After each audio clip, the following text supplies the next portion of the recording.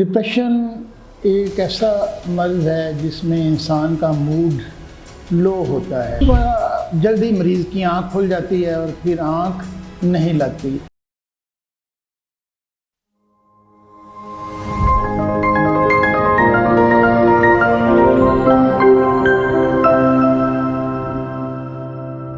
Depression एक ऐसा मर्ज़ है जिसमें इंसान का मूड लो होता है, नीचे की तरफ होता है, जिसकी वजह से नींद ना आना, भूख ना लगना, आम तौर पे ज़्यादातर केसेस में भूख नहीं लगती, वज़न कम हो जाना, जिनसी कमज़ोरी हो जाना और सुबह के वक़्त तबीयत का ज़्यादा ख़राब होना और सुबह जल्दी मरीज़ की आँख खुल जाती है और फिर आँख नहीं लगती।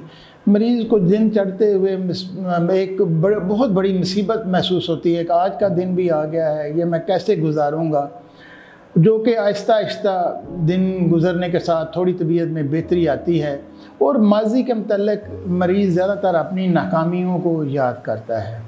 उस वजह से उसका डिप्रेशन मज़ीद बढ़ता है और याददाश्त में भी कमज़ोरी आनी शुरू हो जाती है। तो उसका भी इंशाअल्लाह आपका कामयाबी से इलाज करेंगे जब भी आप तशरीफ़ लाएंगे। शुक्रिया।